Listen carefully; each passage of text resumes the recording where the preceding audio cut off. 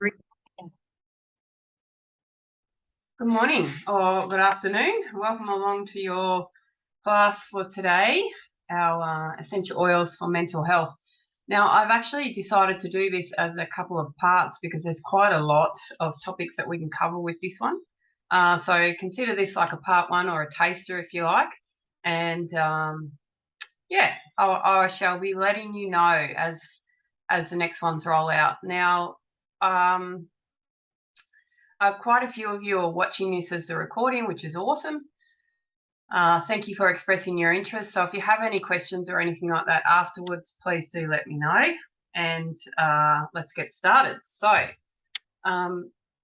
just sharing my screen, make sure this works. Yep. So welcome along to the class.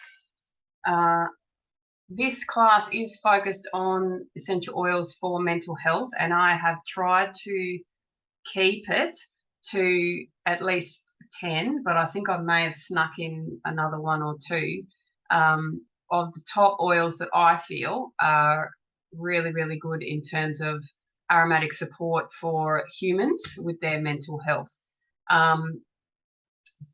While we're talking about this, I just want to set the framework, if you like, for this class.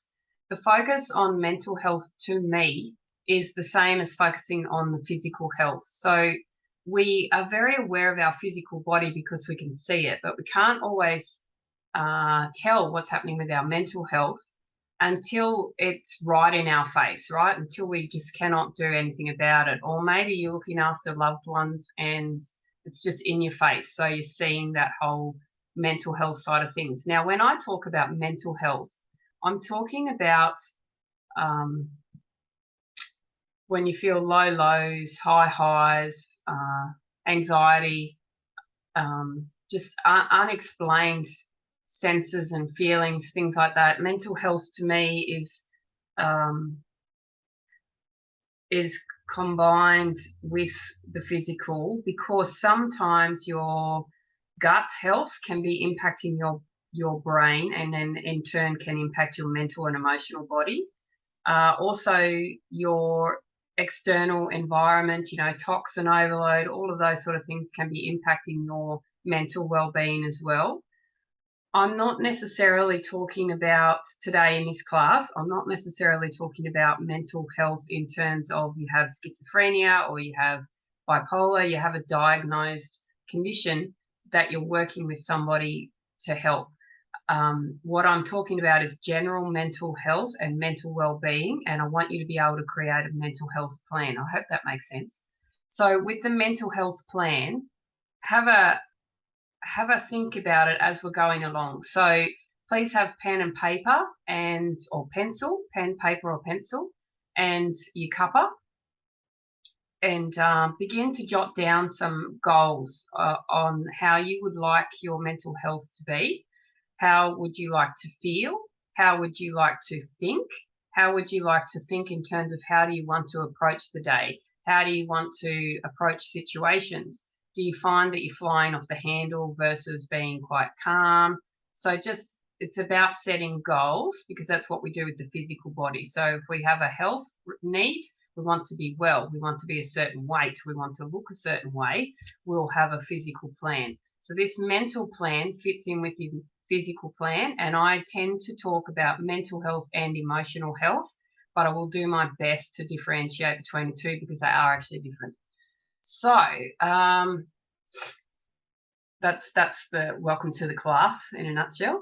And like I said, it will be part one. So a little bit about me. At the moment, you can see my face, or you should be able to see my face on the screen.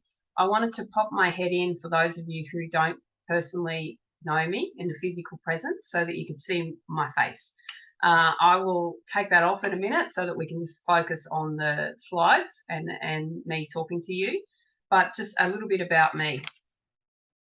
So this is an online journey, very much so. I feel like I've lived a pretty full life. I think I've tested it quite a bit. I was quite excited when I got to 30 years old, and I've gotten a bit past that now, which is pretty cool. But yeah, I've had a pretty full life. I've experienced my own share of extreme traumatic experiences, as well as amazing ones. and just life in between. So I'm one of those people who look at someone who has lived their whole life in the same town. Maybe they got married to the person that they went to school with, and everything is absolutely amazing, and it's just an even keel, and maybe they had a fantastic life as a child, and I think, gee, I wonder what that feels like. Okay, so pretty normal life in my mind. My education is varied. I've got a few pieces of paper now, so quite a few degrees, and done my PhD, and my study is in, or was in, relaxation, and every day in my life I'm working with people to help calm their bodies down so that their body can heal and repair and adjust and do whatever it needs to do. So after I left school, the last thing I wanted to do was actually go to university. I wanted to get into the Air Force and fly fighter jets, and I've always enjoyed going fast. I'd say that I'd have an addiction to speed, but some people may take that to be the wrong way. So I enjoy going quite fast in that I used to race cars, I've raced motorbikes, so I've lived an adventurous life as well as a full life, and I still am living that way. My diverse training in physical health as well as leadership, business, I had a bit of finance training and experience. It just means that I've got a lot of tools together, and I've worked with a lot of people, and people of all different backgrounds, and yeah, just a lot of people. And across all of it, what I've found is that I really just want people to be happy. I thought about opening a coffee shop because generally people are happy when they have coffee, but that's my goal, right? Humans are quite amazing. Now, our body is amazing, our mind is amazing, and at the end of the day, it's really just our minds that really limit us. So let's jump in, shall we? Okay, we'll get stuck into the mental health side of things. But yes, that's a little bit about me. I currently live in Western Australia, in Busselton. I have 3 fur kids, and I enjoy gardening and growing things. And I have a husband who's a vehicle mechanic, and I'm a human mechanic. So we tend to have quite entertaining conversations. What else do you want to know about me?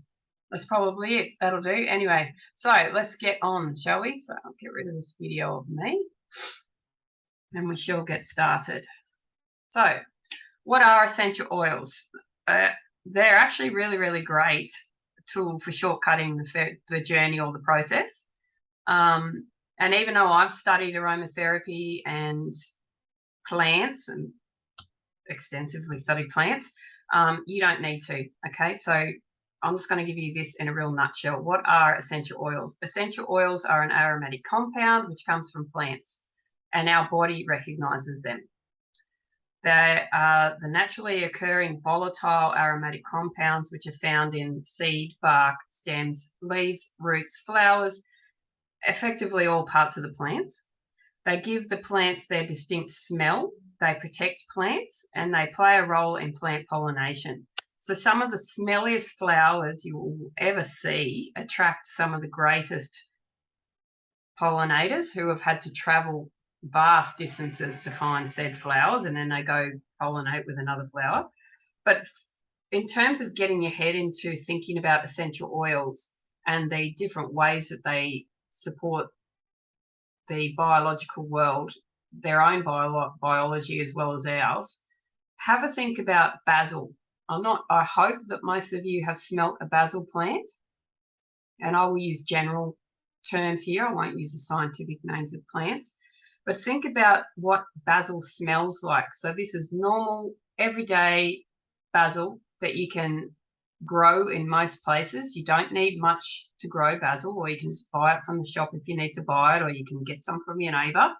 And as soon as you touch the plant, it emits a smell. Now that's twofold, okay? That smell attracts certain things, so the little flowers that they get, but it also keeps away pests. And often in a garden, you will have tomato plants growing with basil plants. Why? Because the basil and the scent of the basil helps to keep the bugs away. So recently I made myself a snail spray, snail repellent for the backyard, because my snails are eating my plants. And in it, the main oil is basil, because that essential oil, I know, is a good deterrent for bugs, garden bugs.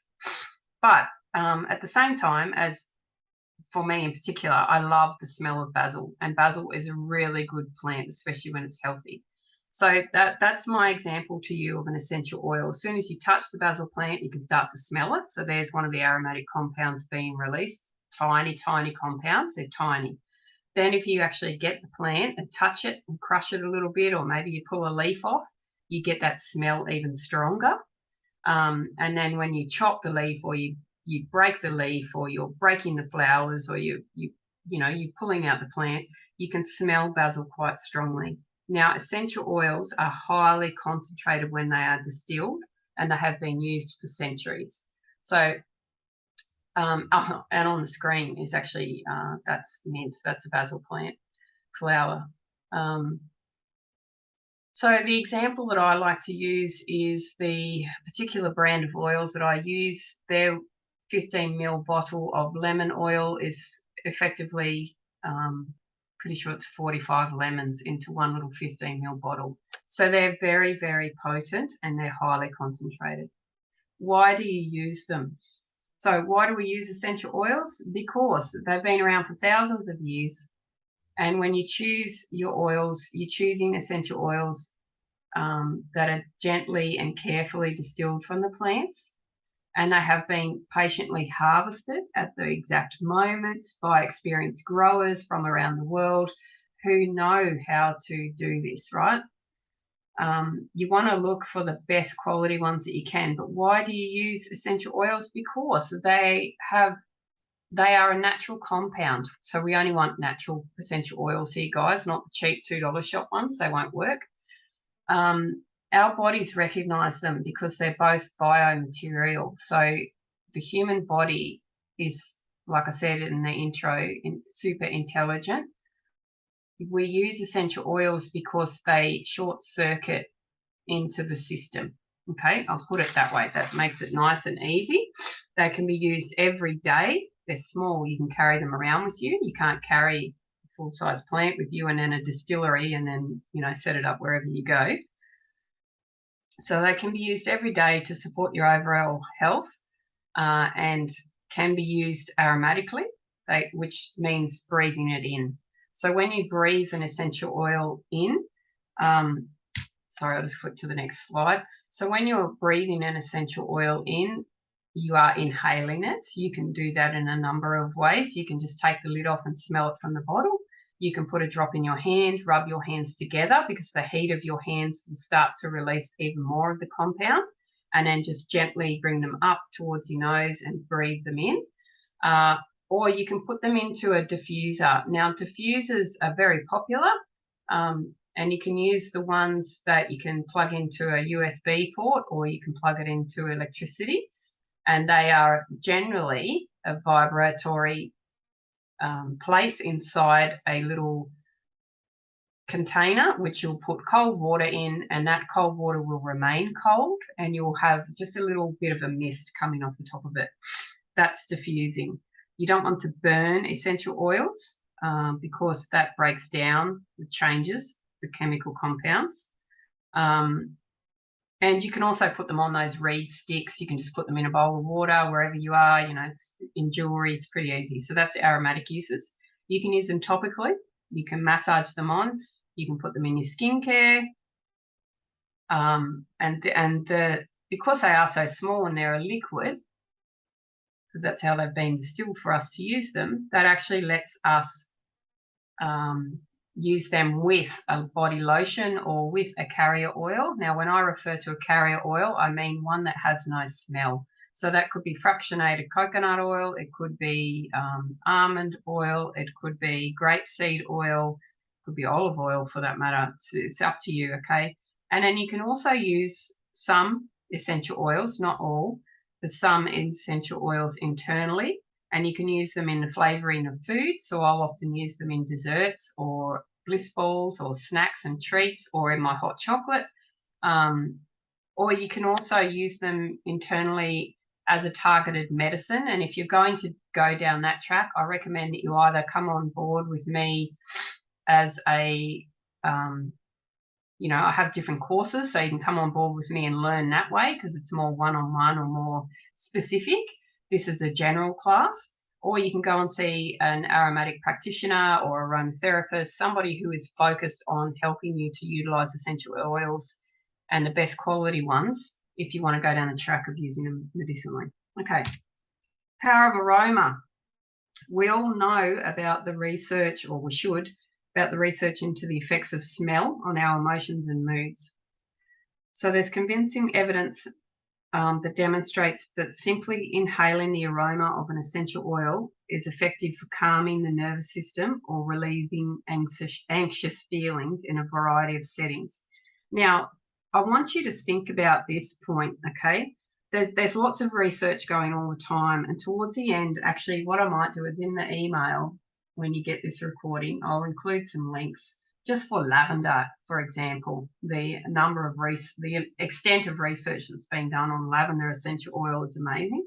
It's not one of my most favorites, but let's have a chat about this, okay? Now, if you think about the power of smell, think about when you walk into a coffee shop and you get that waft of coffee. For me, I love the smell of coffee, okay? Or maybe you like the smell of cookies baking or cakes or bread, fresh bread baking. That's aroma, right? I'm talking about aroma, not just plants now, aroma. Or think about your most favorite perfume, or think about a smell that you absolutely hate. You just detest it, okay? And it will normally have a trigger attached to it, or maybe a memory attached to it, or something attached to that scent. So aroma is quite powerful that way. Some men know, or most men actually know, what their partners smell like. Sorry, I shouldn't be like that, but most people know what each other smells like, in terms of maybe you wear a certain perfume, or maybe you have a certain product that you wash your hair with and you have always used that product. The significant other in your life will generally know you by that. So there is some research into Alzheimer's and dementia for people who, when they get older, they begin to lose their mind. They may not know why they remember the person that comes to see them all the time, but the power of smell and aroma actually means that they will recognize that that person is some part of their life. Okay, so it's an interesting field of research into that. Now, the other way that aroma works, so that's emotions and feelings and memories and stuff like that. The other way that aroma works is that our pituitary gland secretes hormones which are involved in the regulation of blood pressure, hunger, thirst signals, thyroid function, sleep cycles, production of sexual hormones, memory, all these other things. And because of the direct link of the olfactory system to this area of the brain, aroma is capable of interacting directly with the hypothalamus, influencing the neurochemistry throughout the body, and in turn potentiating powerful health outcomes. So that's my use of big words. It's probably going to be as big as I'll get for this class. But that's the sort of rundown, if you like. Now, I've used this slide because I actually like it for explaining how they work. Actually, while we're doing this, I'll just do a quick double check. I just had this thought that I was still on mute. I was like, oh no, imagine if I was recording things and I was on mute still. Anyway, so this slide, even though the picture is not so great, I found this when I was on the internet, but it actually describes it extremely well. So step one, when we smell the essential oils, the aromatic molecules enter the nose, they go into the mucus inside the membrane, okay? Now, interestingly enough, Western medicine has started to get on the bandwagon and understand that you can actually short circuit some physical ailments, if you like, or treat some symptoms through inhalation through the mucous membrane of the nostrils. So it's really cool that they're catching up. Step 2, once the membrane processes the molecules, transmits signals to the parts of the brain. We talked about the hypothalamus just a minute ago.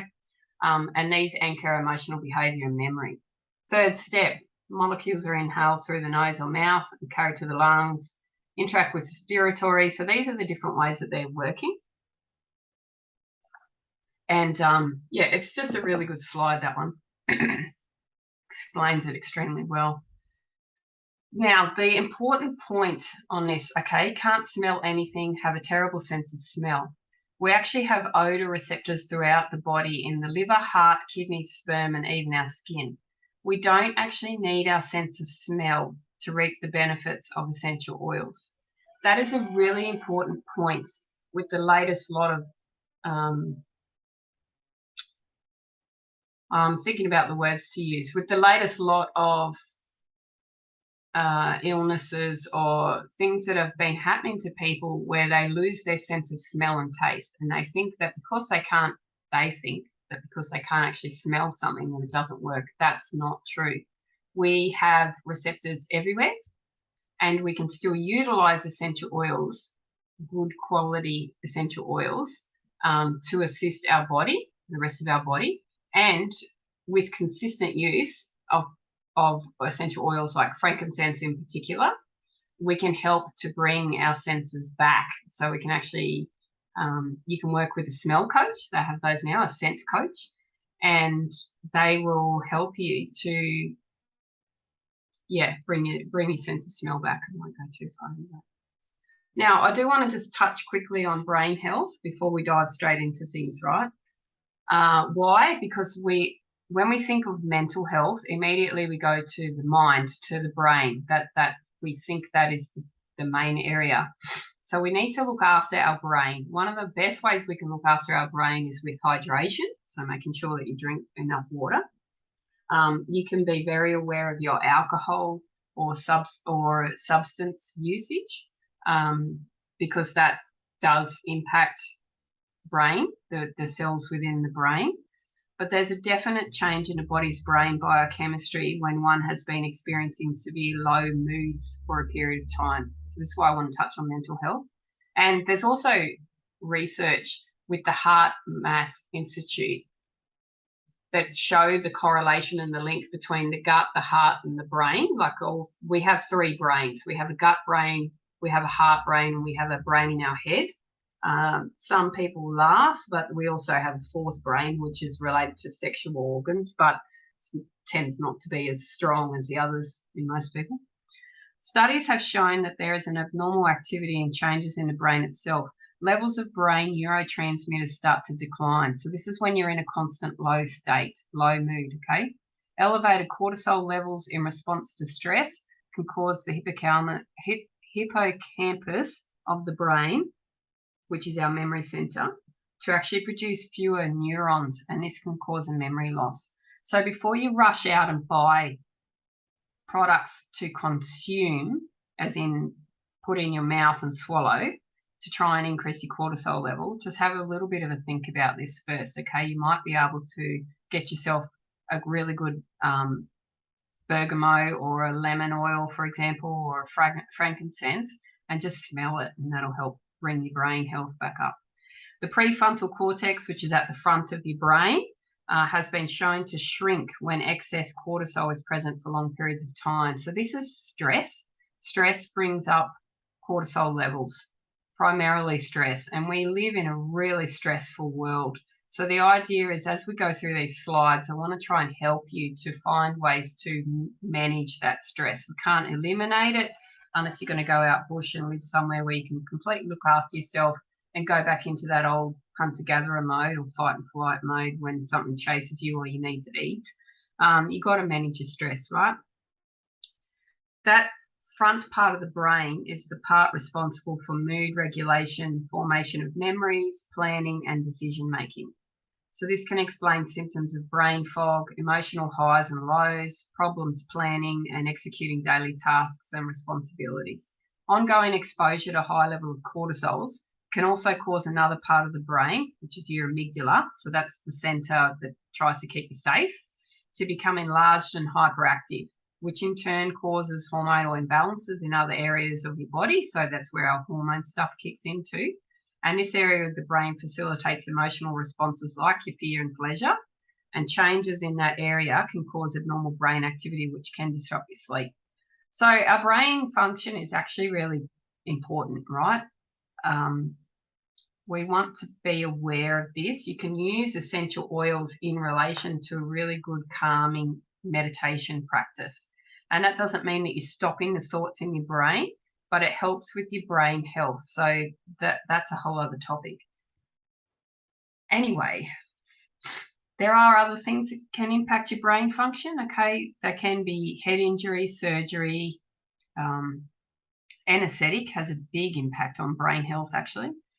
Alcohol and drug use, underlying medical conditions, you might be predisposed to periods of severe low moods, and you can work with your physician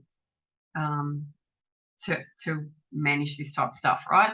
But here we go with your first lot of essential oils. Now, like I said, I've tried to keep this as a group, and you'll find that nearly all of these will work across it. But frankincense, lavender, these are the two big ones that you will find me repeating a lot, especially lavender. So I don't like lavender.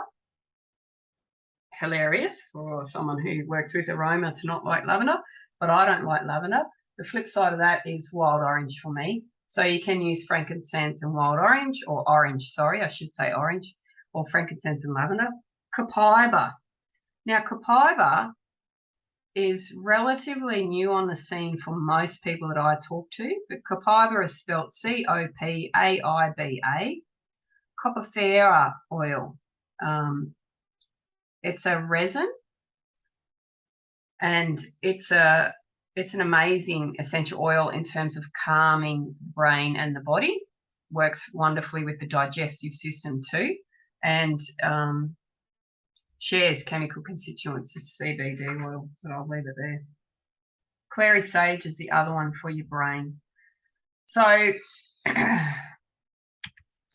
let's get going. So here's my list. Here's my list of essential oils for you guys, right? There are so many. It is unbelievable how many, okay? And you could have every oil and easily have 500 essential oils in a box, and every single one of them would work for something for mental health. But we want to have an easy to use plan with some basic tools. So our mental health goal may just be to feel lighter, to feel happy every day, to feel joy, to be able to manage stress, to be able to sleep well, to be able to eat food again, to be able to talk to people without getting angry, to be able to be in a functioning relationship maybe, or to be able to work without brain fog, okay? Health plan has a goal. Mental health plan has a goal. Now, these are some of your tools. So the particular essential oils that I will talk to you about as we go along are copaiba, clary sage, Douglas fir, frankincense, lavender, orange, melissa, mint. Now, when I say mint, it might be spearmint or it might be peppermint. That's up to you. Lemon and grapefruit. So there's 10 there. On my desk in front of me at the moment, I also have rose because I love that, but I don't expect you to have it either. So there's your list, right? It's advisable for you to seek professional support, individual support, but this is your mental health plan that you're going to put together yourself, and they're your top ones, right? And have a think about this as well. I'm giving you a list of 10 oils there because not every one will work for every person. Whilst we are all human, we are all similar, we're all very different. And some people have different cellular memories attached to different scents, which means that that aroma may not work for them, whereas it may work wonderfully for somebody else. Lavender and orange are the classic examples for me. Lavender is well known for rest. However, you may be in that 5% of the population who it does not do that for, and it hypes you up. And in that case, you use an orange to calm you down. They're like the opposite to each other. That has to do with the chemical constituents within them, levels of limonite, levels of, I can't even say it now, levels of limonene and, yeah, just it's the chemical constituents that balance out between the two of them. So let's get into this. First and foremost, anxiousness. Now, why did I do this one first? Because this is me. I'm someone who has anxious feelings. Just have a drink of my drink. Because there are so many things that we can go through with this, that's why I've split this class up, right? So I'm not going to go through absolutely everything, but let's have a chat about anxious feelings. So stress and anxiety are common responses to situations that we deal with where we feel under pressure. They usually pass once the situation or the stressor has been resolved or removed. When these feelings don't go away, are hard to control, occur for no reason, or start to interfere with daily life, they can be a symptom of a larger mental health issue. This is one of the most common mental issues worldwide, definitely, and it's different for everyone, and there's no simple reason as to why people develop anxious feelings long term. I know what mine was, but some people are different. Now, with anxiety, your physical symptoms can be racing heart, tightening of the chest. So it might not be confined to a mental or emotional trigger, but you could also have things like excessive fear or worry, obsessive thinking, and compulsive behaviour. It's important to seek help early, and they might go away by themselves, but they might not, and they might escalate into something much more serious, okay? So what we want to do here when you're experiencing anxious feelings, and this is, like I said, come to experience with me, you want to have a think about, if you're someone who experiences this sort of thing, when do you feel it? When do you feel anxious?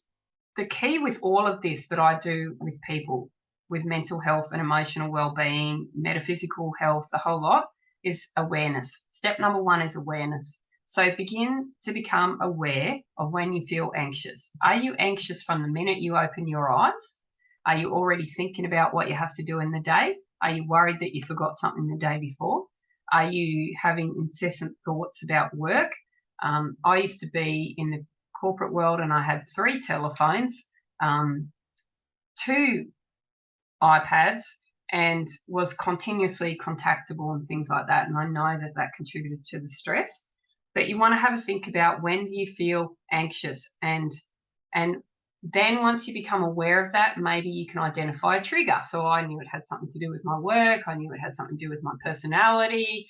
I was someone who wanted to take on a lot, do a lot, A-class, A-type personality, very driven, but also at the same time, overachievers are really prone to anxiety. So we want to become aware of them. Now, the other thing that you want to do is to start to link the mental or emotional body to the physical body. So when you feel anxious, and as we go through all of these things, all these slides over these the next couple of slides, think about where you feel that in your body. Is it in your brain? So my anxiety was in my mind. My mind was always running. My head was always running. My partner, when he feels anxious, his is in his stomach. He gets stomach cramps. He gets bloated feelings. He doesn't feel very good. He hangs on to his anxiety in his gut. Some people have their anxious feelings in their chest. They might have a tightness in their chest, etc., that sort of thing. So when we know that, we can then also go and have a look at our essential oils and pick which ones work, right? So frankincense is fantastic for the mind. It works wonderfully with the metaphysical body as well. But if you are someone who has a racing mind, you can use frankincense. The way that you can use that is to put a drop in the palm of your hands, rub your hands together, cup your hands over your nose, inhale deeply. Or you can put a drop of frankincense in the palm of your hand, put your finger of the opposite hand into that, and then rub it up the back of your neck into the base of your skull. It's another way to use it. Massage it into your temples, that sort of thing. You can also diffuse frankincense with clary sage or lavender, and that will help to calm. So with anxiety, there's an overwhelm, maybe you're afraid of something, you're looking for a little bit of reassurance, right? So you can identify through awareness, when do you have that feeling? So I was getting it in the morning, which meant that my subconscious mind was running the program of an evening. So I needed to diffuse my particular blend of a nighttime. So for me, that was frankincense, orange, and a blend that has eucalyptus and things like that in it. And I found that that helps me to rest better. When I have better rest, my program, my default program for anxiety, didn't kick in as early. It's still there, but it didn't kick in as early. I can safely say and happily say that after 25 years, I think I've managed to get on top of it. And that came around by eliminating the stressor, for starters, which was huge, but also utilising frankincense on a daily basis. So that was mine. You can use Melissa as well. Melissa is a lemon balm. Melissa officinalis is the scientific name if you're looking through your bottles. But it is really, really good, right? Also mint. Mint is quite happy, spearmint. So yeah, just have a think about it. You can also use it on the bottom of your feet. You can, use it with a carrier oil. Happy days, right? So that one's anxiety. Prolonged periods of sadness.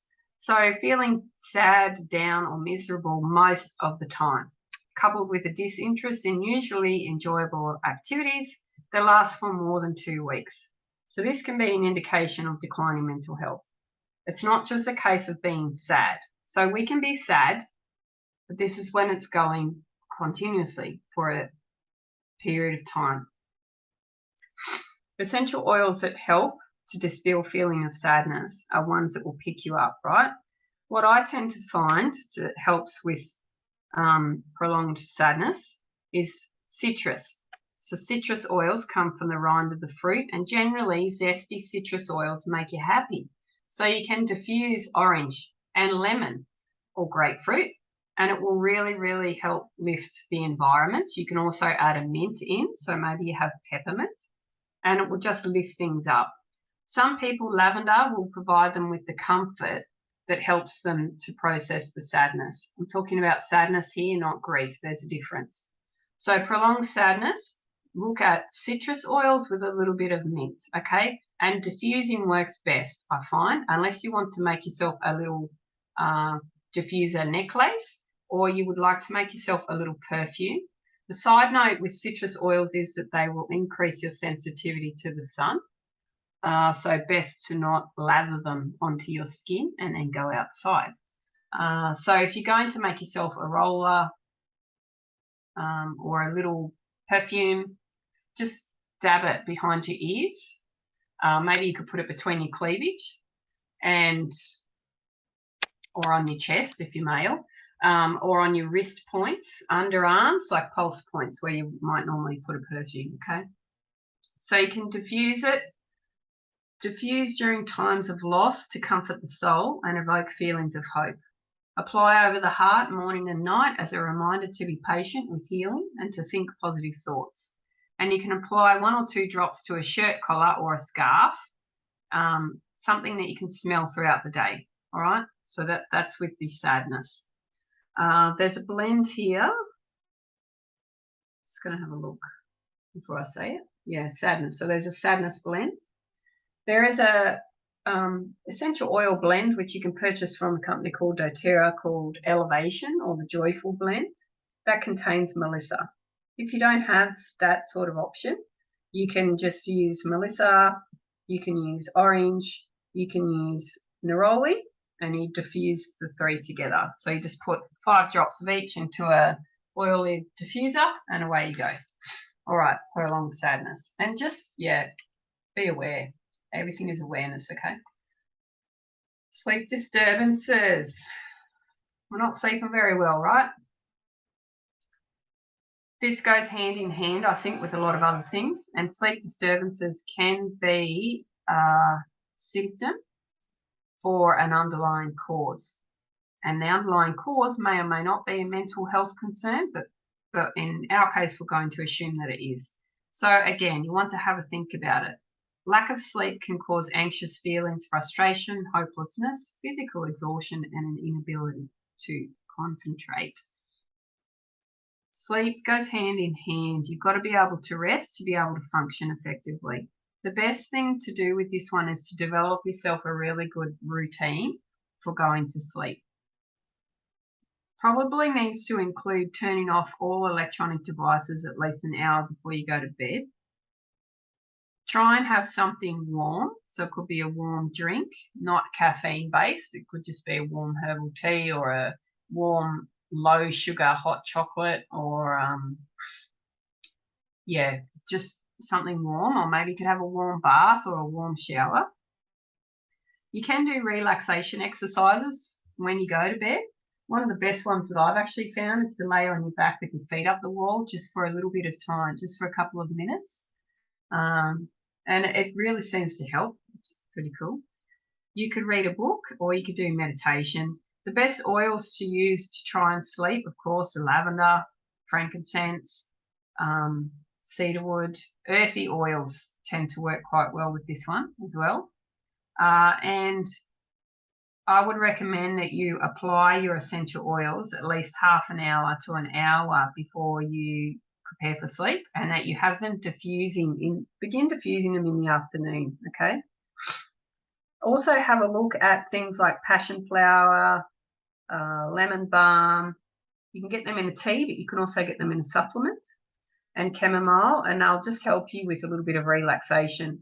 So you can use lavender, frankincense.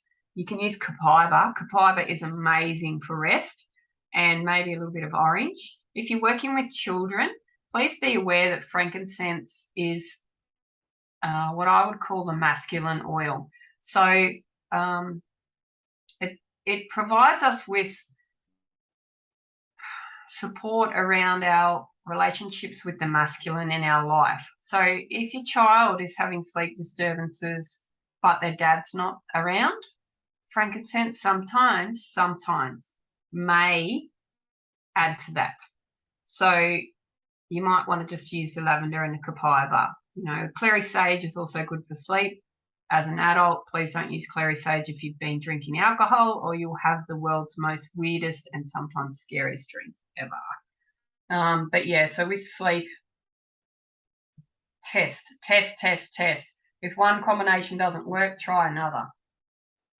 But big time, it's lavender. There's also a blend, which is a grounding type blend. It works amazingly well with lavender to help people sleep. Not everybody, but most people, okay? Just reach out if you want a hand with sleep disturbances, because I can give you some specific instructions. Irritability and anger. This one is a bit of a big one, especially now, and it's going to increase. Why do I say that? Because people are becoming aware that they've been lied to, basically, over the last couple of years. And sometimes, and quite often, the reaction to that, apart from blame, is to get angry. But let's talk about it in general. Symptoms such as sadness, lethargy, sleep disturbances, and weight changes are now well recognised as being associated with persistent low mood. But anger and irritability are also two common emotions in this condition. People may become increasingly irritable and angry with virtually everything and everyone in their lives. Anger outbursts are more common in males, but they can affect females too. Please remember, we are both masculine and feminine in our energetic nature. People can experience inexplicable and rapidly changing moods and find that nothing their co-workers, family, friends, children, or spouse does is right.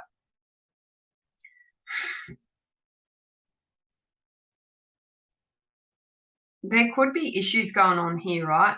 With your culture, with your upbringing. There's big mental health issues at play with anger and irritability. Diet, yes, big time. The gut can play a big factor in this side of things. So I would be using copaiba. But hormones can also play a huge, we know this, huge side with this. So rose is really good for hormones.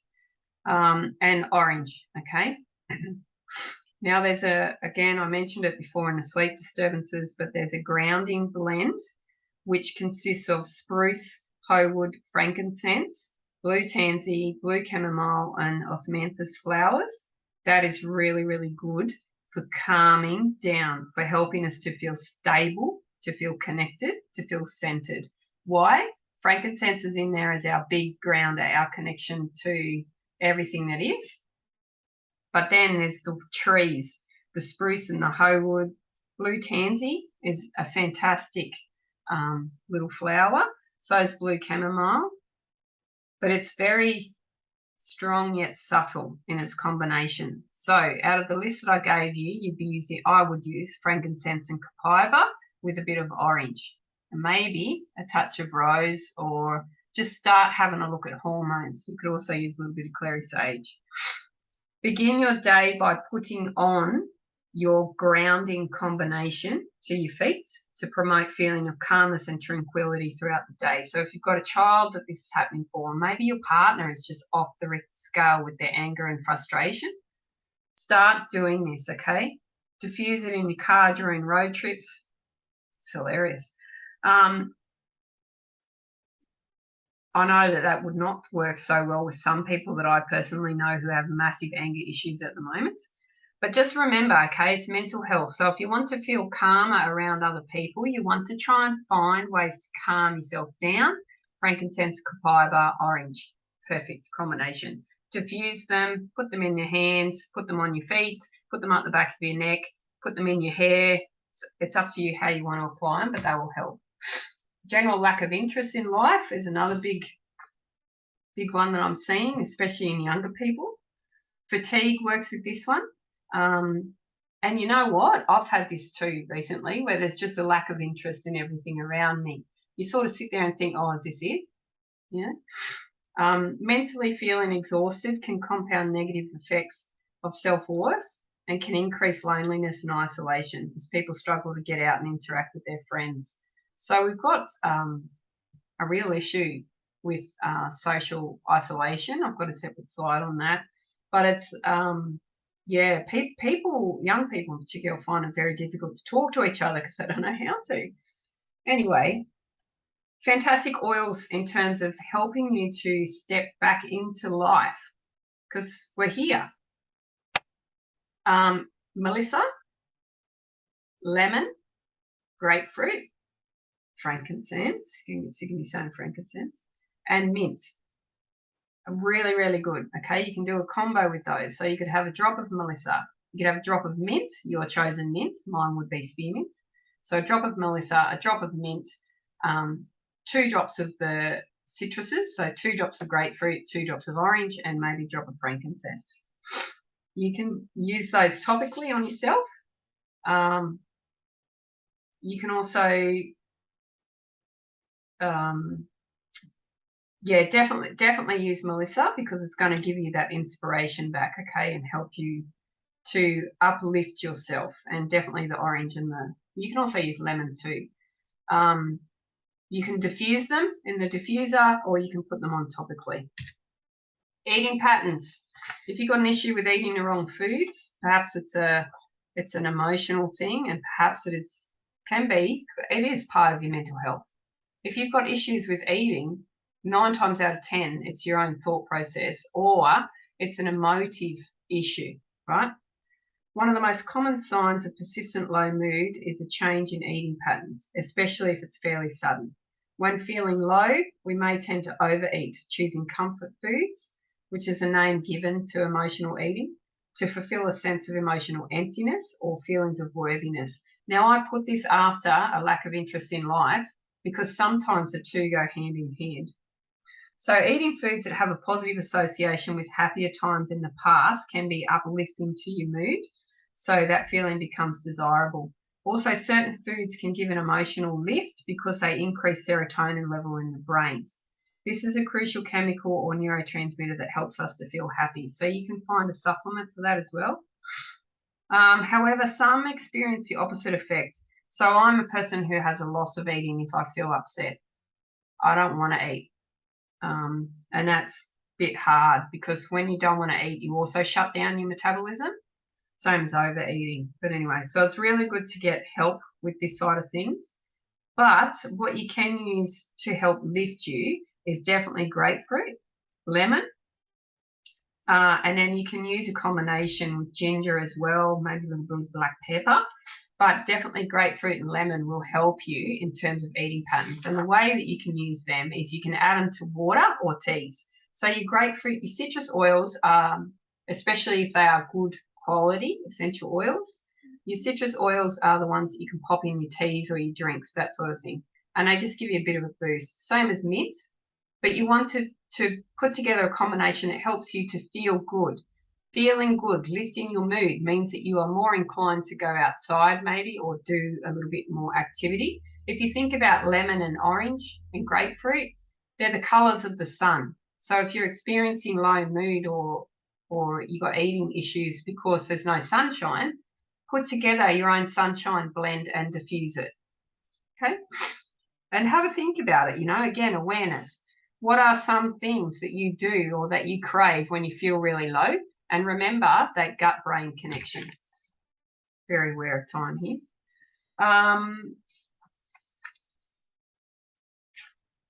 Pretty sure I've only got a couple more to go. So social isolation, we chatted about this. It can happen to any one of us, and it's happening quite a lot at the moment. Please remember at all points too that in Australia there's this fantastic organisation called Lifeline, and you can always call them. And they will talk you through. They have talked me back from the brink a couple of times, actually. I'm quite proud to say that, and I'm not upset to say that I wanted to check out a few times.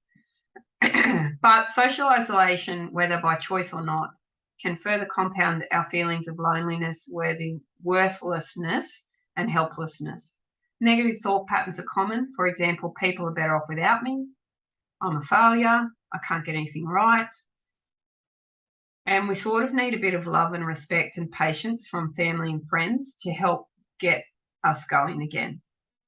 So big thing is to make sure that people are okay, to ask, are you okay? You're not just going to go give them a whole heap of oils. And at the same time, if you're not feeling okay, it's pointless to be told to cheer up or try and even tell yourself to just snap out of it, okay? There might actually be something going on. It's okay to feel not okay, all right? So in this case, when I get into this state, I will reach for Melissa and orange. Orange is like joy in a bottle to me. I know some people don't like the smell of it. It's rare. But orange makes me happy. And Melissa really helps. I don't know how to explain this in a logical, rational way, but all I know is that smelling Melissa or putting a drop on my hand and then putting it at the base of my skull effectively gives me the power and the energy that I need to get up and give life one more day. And then I find if I use it along with the orange, after a few days of consecutive, consistent use, I'm okay. But when you're in that darkness, which actually it's probably timely that we do this now and talk about this now, going into Scorpio season, which can be darkness. When you're in that dark side of things, the dark night of the soul, or those sort of terms, social isolation is often an indicator to others that you need support. And that's how you can work around it. I often find it helpful to have a bath as well as topically applying those oils, but also diffusing them. Okay, so social isolation really to me is just a symptom, the same as the eating. The social isolation is a symptom of a deeper cause. So the first things that we talked about with the anxiety and all of those things, they're pushing towards this side. Mood swings, hello hormones, but also just, crazy. right? Life's crazy. Having another drink. So mood swings can be impactful on anyone at any time, any sex, any area, you know, any age, doesn't matter. So oils that help with this: orange, lemon, grapefruit, things that pick us up, things that help to bring us into the present moment are good too. So you could use an earthy oil if you like. Douglas fir is very sweet, but it's a tree.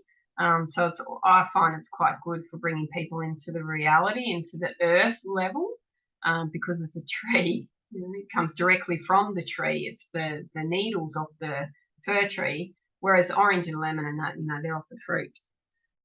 But we all have emotional highs and lows from time to time, mood swings where we feel sad, followed by a happy, more cheerful frame of mind sometime later.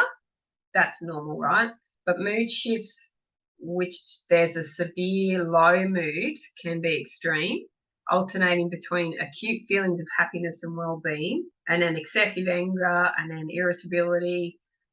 A toddler will go through this, but they know how to process their emotions through their body extremely fast.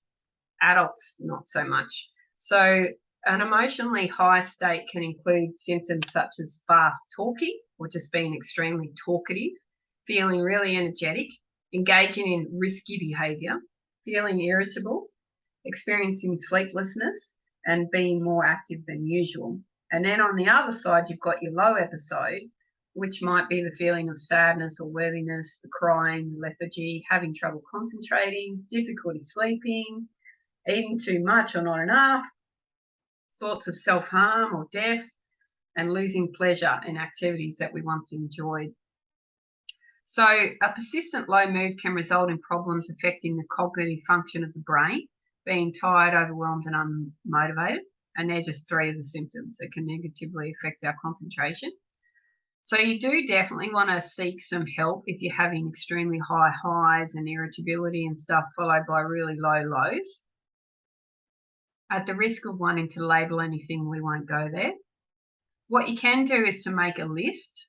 So you can make a short list of things to do.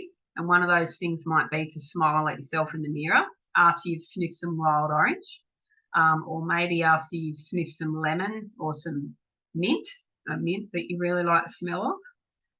And I do tend to find that Douglas fir works really, really good for mood swings, and clary sage. Okay. Overwhelm and helplessness, again, we can see that as, you know, people not only feeling low, but they might be ruminating or thinking obsessively about feeling consistently low. And this obsessing over low feelings can turn into a sense of overwhelm and hopelessness. And some people are predisposed to this feeling helplessness or hopelessness, because maybe they don't know the reason they got so low in the first place, and it feels out of control. And it could have just been a series of events that led to that. So people who feel this way believe that no one can help them, and they feel overwhelmed and unable to think clearly enough. And you can get yourself into this state, right? So essential oils help to uplift your spirit and elevate your mood. So with that side of things, and again, okay, in this case, I tend to use melissa and frankincense. I might use rose, and I may use a citrus, because I want to lift myself up, but at the same time, overwhelm and helplessness and really low mood states are really different to anxiety and being off the Richter scale, okay? So you just got to treat them differently too in yourself and in your mental health plan. So if you are someone who you know every now and then will dip into the overwhelm or feeling hopelessness, then you want to make sure that you've got frankincense and melissa in your arsenal, okay? Or in your toolbox, however you want to term it. The other thing too is overwhelm can be that you have bitten off way more than you can chew, and you're just overwhelmed, right? Or maybe you're overloaded with information. So take a social media or a media detox, turn it all off. Take a day in nature, ground yourself, anchor yourself. Use your oils which connect you back with the different realms in which we live in. Let's see if I put that the right way.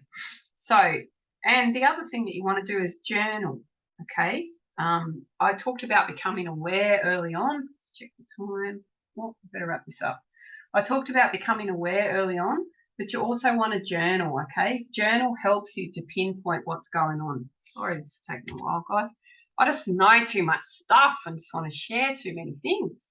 Low motivation and apathy, we can talk about that another time, but again, it's the same sort of thing, right? It's not exactly the same as the hopelessness, but it's like the lack of interest, okay, or a little bit of we didn't talk about ongoing fatigue, but it can be like that, right? Pick yourself up, motivate yourself.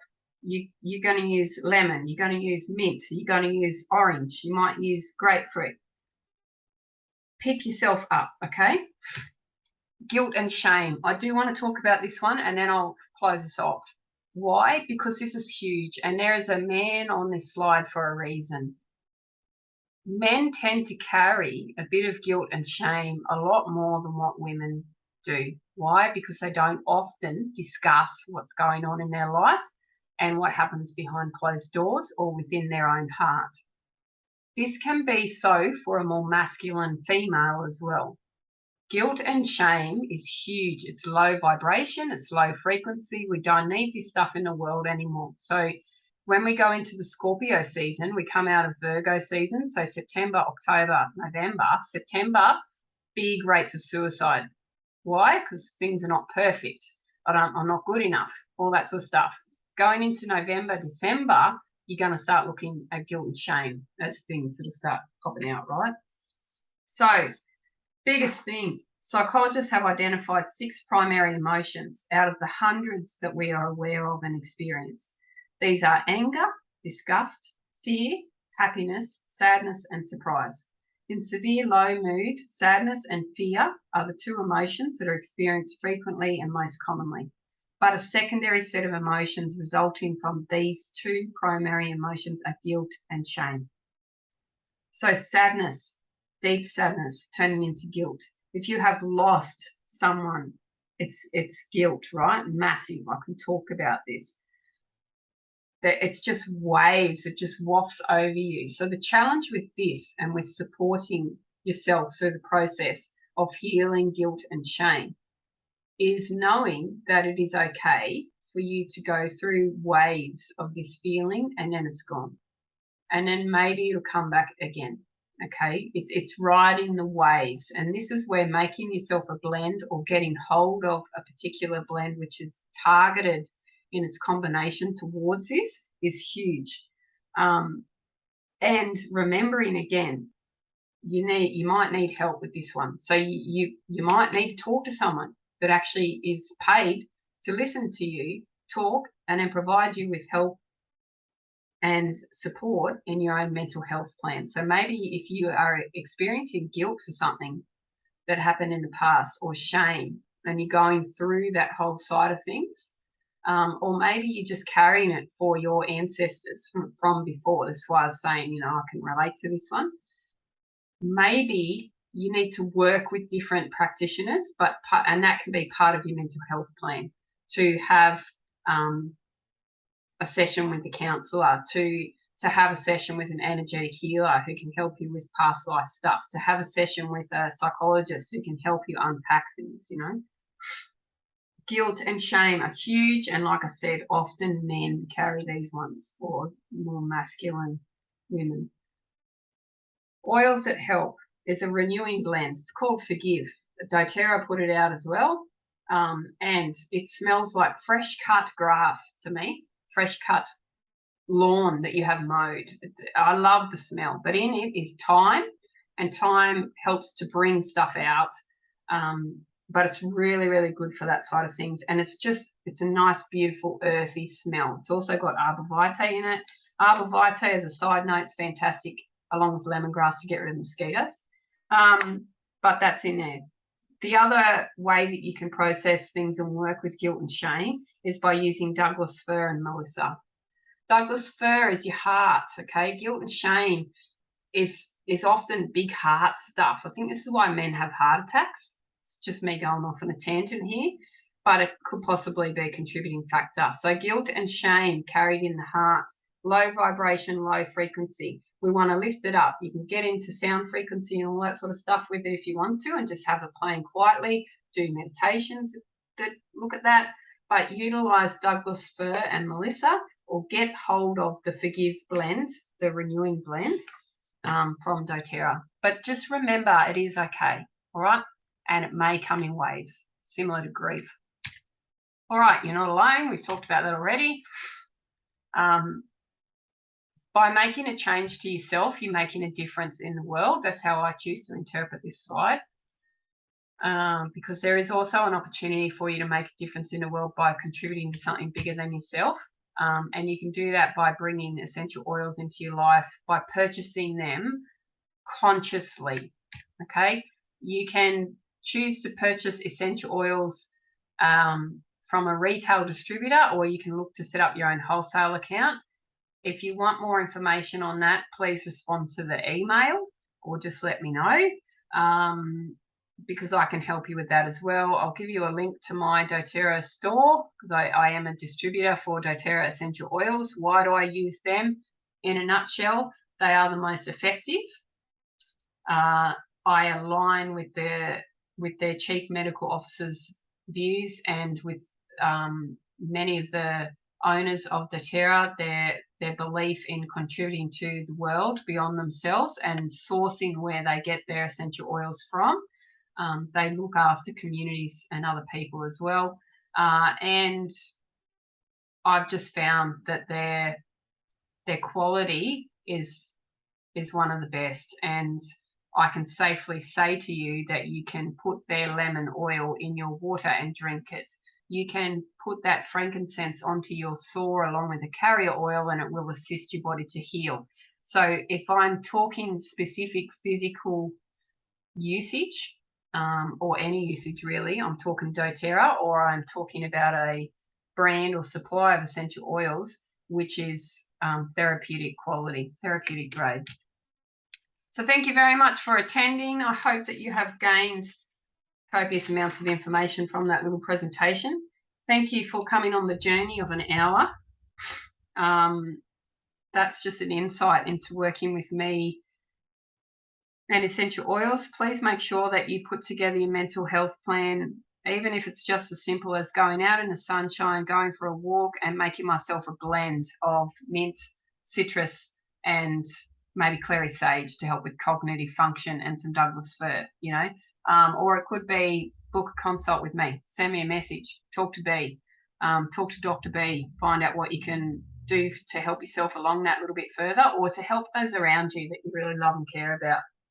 Have a wonderful day, and when you get this recording, please know that it's just for you. You expressed an interest in being a part of the class or participating. The upcoming class is how perfumes and deodorizers, for that matter, can harm or heal. We'll have a little bit of a chat. Let's see if I can make that one a bit shorter. Anyway, have a fantastic day, and I will be talking to you soon.